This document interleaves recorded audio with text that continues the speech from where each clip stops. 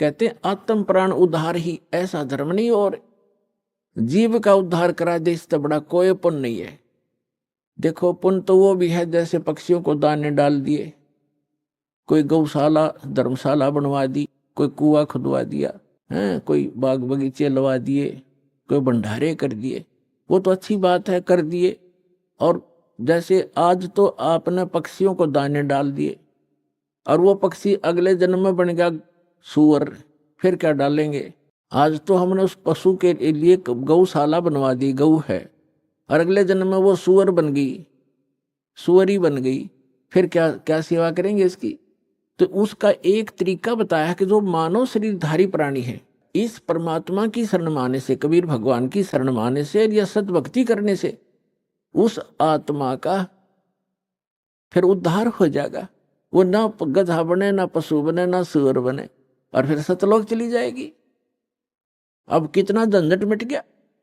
अब कहते हैं सतगुरु के उपदेश का लाया एक विचार, जय सतगुरु मिलते नहीं जाते नरक द्वारे।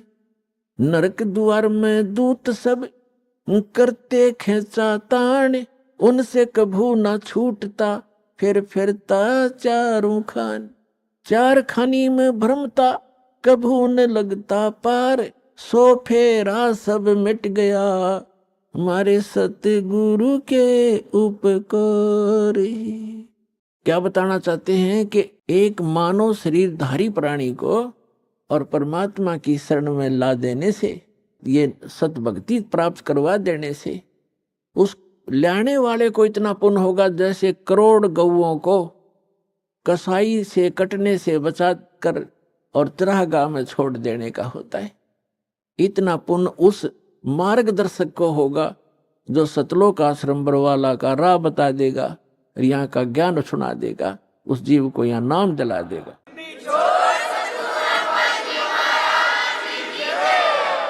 तो फिर उसके बाद कहते हैं उस भक्त का सारा बाईपास निकल गया, सतगुरु मिल गए, सतगुरु के उपदेश का लाया एक विचार, और जय सतगुरु मिलते नहीं हम जाते नरक द्वार। नरक द्वार में दूत सब फिर करते खेचा तान, उनसे कभू ना छूटता फिर फिरता चारों खान।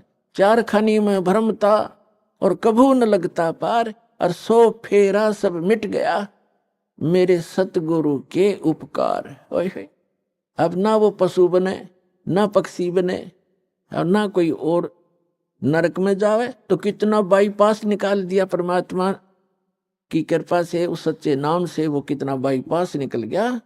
तो इस प्रकार कहते हैं आत्म प्राण उद्धार ही ऐसा धर्म नहीं, और इससे बड़ा कोई पुण्य नहीं प्राणी को। पुण्य तो और भी है, लेकिन अगर आप परोपकार करना चाहते हैं, आपके दिल में दया है प्राणियों के प्रति, तो मानव शरीरधारी प्राणी को परमात्मा की शरण प्राप्त करवा दे। बुरा वो भी नहीं है जैसे पक्षी है, अपने घर पर दाने डाल दो, कुत्ता आता है रोटी डाल दो, अपने ही घर पर डालो, कहीं विशेष स्थानों पर मत भटको, ये व्यर्थ है।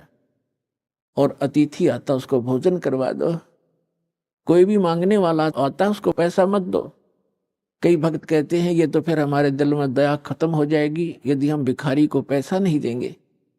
परमात्मा कहते हैं दया का प्रयोग भी विधिवत करने से ही लाभ होगा, अन्यथा वो आपका भी भक्ति नाशक और दूसरे का भी हानिकारक, दूसरे को भी हानि कर देगा। जैसे एक धनी व्यक्ति ने दया भाव से एक भिखारी को 100 रुपये दे दिए। अब वो भिखारी पहले प्रतिदिन 1 पौवा पिया करता और घर में शराब तो झगड़ा ही करवाती है और कौन सा रामायण बाँचेगा वो। तो उस दिन उसने आधा बोतल शराब पी गया, घर जाके लड़ाई कर दी, घरवाली और बच्चे खूब पीट दिए। वह उसकी पत्नी लेकर बच्चों को कुएं में गिर गई, सारे मर गए। अब उसके दान करने वाले दयालु ने उस भिखारी का कुणबा गानी करवा दी। तो ये दया भी खराब है, ऐसी दया नहीं करनी चाहिए। भिखारी को रोटी खिला दे, अगर भिखारी रोटी खा ले भाई, कपड़ा नहीं है तो कपड़ा सिलवा दे उसको, बिना सिलाया नहीं दे जाते बेचेगा और गुटी लाओगा। एक भगत कह रहा था कि एक दिन मैं पार्क में घूमने चला गया और वहां 2 बाबा जी बैठे हैं नकली, तो वो मांग मूंग के लाए इकट्ठे पैसे करा करते श्याम ने। उस दिन उनके पास सारा कुल मिलाकर 20 से 25 रुपए बने। तो वो कहने लगे भाई इसमें तो कुछ भी ना आवे, एक का भी काम ना चले शराब पीने का। तो इन्होंने बोला भाई ठीक है तुम टाल कर दो, मैं अकेला पी लूंगा। वो लेके एक बाज गया 25 रुपया ने। उसने अकेले ने काम चलाया उस दिन, तुम्हारे लिए कल दे दूंगा फिर मैं इकट्ठे करके। तो बता, इन इसे दूसरों को दान करके तुम अपना पुण्य चाहते हो, अपना कल्याण चाहते हो? तो दान भी कहते हैं गुरु बिन माला फेरते, गुरु बिन देते दान, गुरु बिन दोनों निष्फल हैं, चाहे पूछो वेद पुराण। तो गुरु के अतिरिक्त दिया हुआ आपका दान भी व्यर्थ ही रहेगा। अपने आत्मा अगम निगम को खोज ले, बुद्धि विवेक विचार, उदय अस्त का राज मिले तो वे नाम बेगार। परमात्मा ने आपके ऊपर मेहर की है पुण्यात्माओं। मनुष्य शरीर ऐसे समय में अब परमात्मा ने बैन उठा रखा है कि जो भी सतनाम को और इस हारनाम को प्राप्त कर लेगा, आजीवन मर्यादा में रहेगा, गुरु वचन पर चलेगा, वो सभी सतलोक चले जाएंगे, जहां जाने के बाद साधक लौटकर कभी संसार में नहीं आते।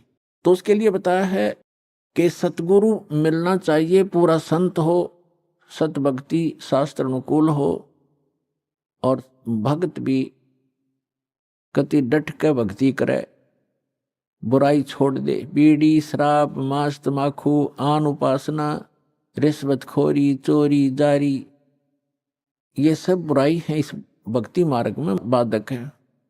इनको त्याग कर ही हम परमात्मा प्राप्ति कर सकते हैं, मनुष्य जीवन को सफल कर सकते हैं। अब प्रसंग चल रहा है कि कल करे सो आज करो, आज करे सो अब, और पल में प्रलय हो जाएगी, भाई फिर करोगे कब।